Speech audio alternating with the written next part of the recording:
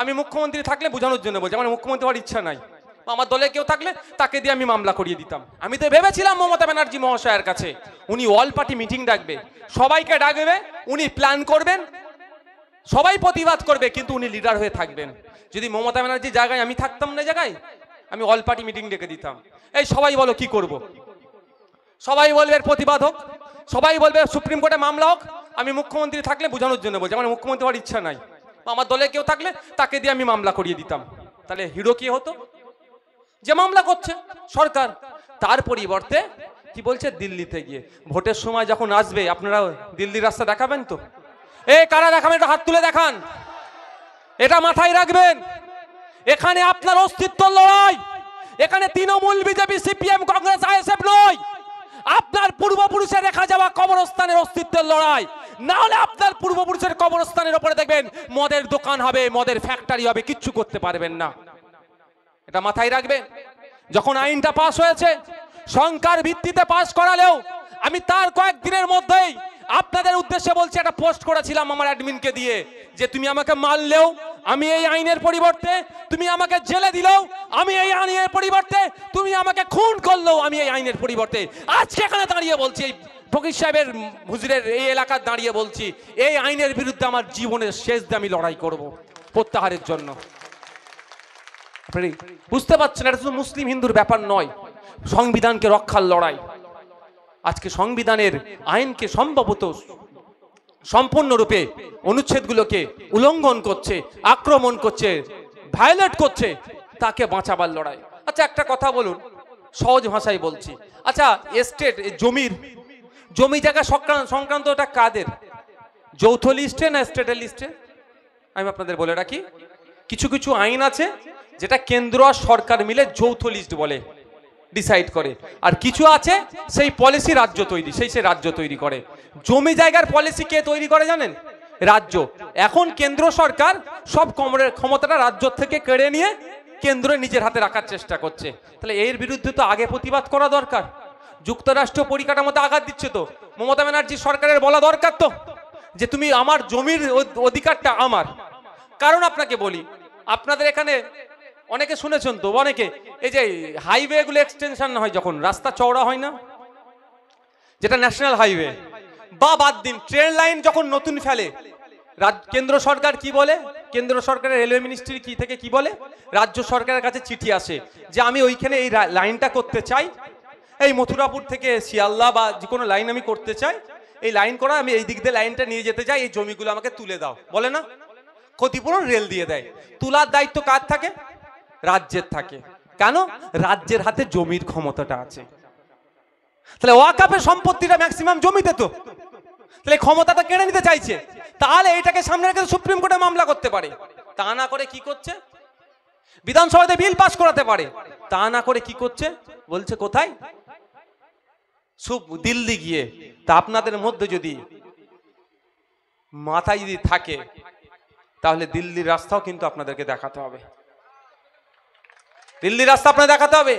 এই ভয় যদি পেয়ে যান অমুক চলে আসবে, তমুক চলে আসবে, ভাই এ না এসো কি আছে, না এসো কি আছে, আমাকে উত্তর দেন তো বলেন। শুভেন্দু অধিকারী এই ক্যানিং এ কদিন আগে ট্রেনের মধ্যে জয় শ্রীরাম না বলে মার মেরেছে কদিন আগে। এটা তো উত্তরপ্রদেশ নয় তো, এটা বিজেপি পরিচালিত রাজ্য নয় তো, মার খেতে হচ্ছে, তাদের বিরুদ্ধে অ্যাকশন নিয়েছে। এই হাওড়া জেলাতে বলেছে অ্যাকশন তো নিয়ে দূরের কথা, আমরা আমাদের পক্ষ থেকে এফআইআর করেছি বলে আমাদের লোককে অ্যারেস্ট করেছে। অ্যারেস্ট করা ছিল ওদের লোকগুলোকে যারা ওই অন্যায় করেছে, যে আইনের পথে গেল তাকে উল্টে অ্যারেস্ট করেছে। মানে বুঝতে পারছেন? আমি আপনাদের বলি, এটা হওয়ার কারণ হচ্ছে কোনোদিনই কেন্দ্রের বিজেপিকে এরা চটাবে না, কারণ গলা পর্যন্ত দুর্নীতি করে ফেলেছে এরা কত অব্দি দুর্নীতি করেছে? গলা পর্যন্ত দুর্নীতি করে ফেলেছে। এদের আর কিছু বলার জায়গা নাই। যদি বলে সিবিআইডি কে দিয়ে চলে যাবে। আপনারা বলুন, পশ্চিমবাংলা তো বিজেপি বিরোধী সরকার চলছে, বলছে যেটা মুখে, কিন্তু ঘোড়ার ডিম, এটা বিজেপি সরকারি বকলমে চলছে। এখানে আন্দোলন ভালো করে করলে হরিয়ানার মানুষরা তো ক্ষমতা পাবে, এখানে আন্দোলন ভালো করে করলে মহারাষ্ট্রের মানুষরা তো ক্ষমতা পাবে, এখানে আন্দোলন ভালো করলে ত্রিপুরার মানুষরা সাহস পাবে, এখানে আন্দোলন ভালো করলে অসমের মানুষরা সাহস পাবে, এখানে আন্দোলন ভালো করলে তামিলনাড়ুর মানুষরা সাহস পাবে। এখানে যত বড় বড় আন্দোলন হবে ভিন্ন রাজ্যে বিজেপি ততটা চাপে পড়বে। আর এটাই তো মমতা চাইছে না। মমতা ব্যানার্জি চাইছে না বিজেপি দুর্বল হোক। বিজেপি দুর্বল হলে তো আপনি তো উড়বেন, আপনি কি তার পায়ের নিচে আর বসে থাকবেন? এটা মাথায় রাখতে হবে। আমাদের এখানে বড় বড় আন্দোলন করতে হবে। তবে হ্যাঁ, আমি আবারও বলছি, এটা ধর্মীয় লড়াই নয়। শুধু মুসলমানদের নারের তৈবির আল্লাহ একবার, ওয়াকাফ বাঁচাও জিন্দাবাদ, এই ফাঁদে পড়বেন না। এটা বিজেপির ফাঁদ। আমরা কেউ ইচ্ছাকৃতভাবে কেউ না বুঝেই ফাঁদে পড়ে যাচ্ছি। বিজেপি চাইছে ওয়াকাফ বাঁচানোর জন্য তকবীর দিয়ে আন্দোলন হোক। যখনই আপনি তকবীর দেবেন, আপনি আপনার পাশে হিন্দু ভাইকে পাবেন, এ ভাই বলুন, আদিবাসী ভাইকে পাবেন, দলিত ভাইকে পাবেন, বলবো ওটা ধর্মীয় ব্যাপার, ওরা বুঝে নিক। এটা তো বিজেপি চাইছে, সেই ফাঁদে আপনি পা দেবেন কেন? সংবিধান রক্ষা করতে এসেছি আমরা।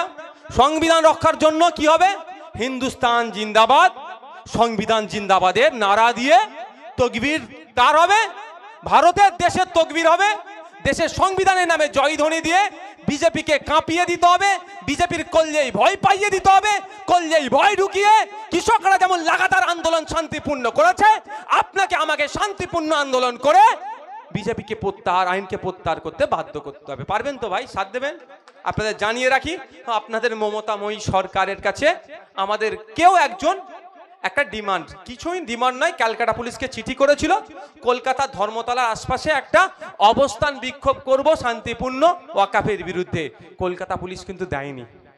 বুঝতে পারছেন? আপনি ওয়াকাফের বিরুদ্ধে আন্দোলন করবেন তো অবস্থান বিক্ষোভ করবেন, তাও কলকাতা পুলিশ দেয়নি। মানে বুঝতে পারছেন মমতা ব্যানার্জি আপনার কতটা চাইছে। আপনাকে বলছে আমি আছি, সব চিন্তা নেই, ভালো কথা।